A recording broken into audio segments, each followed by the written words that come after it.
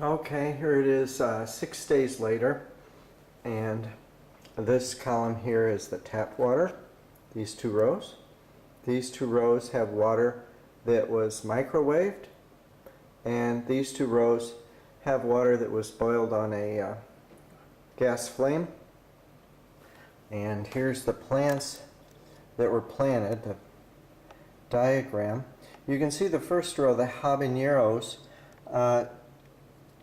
germinate in 10 to 25 days. It hasn't been 10 days. All of these plants germinate in 5 to 10 days, and within 5 days they've germinated. You can see the cucumbers in the second to last row are all up pretty good, and basil Napolitano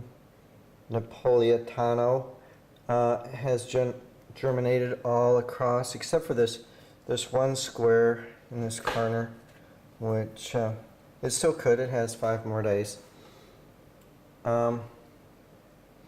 So it looks like this is going to be germinating.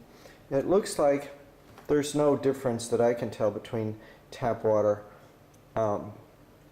microwaved boiled water, and boiled water and allowed to cool and set for some time.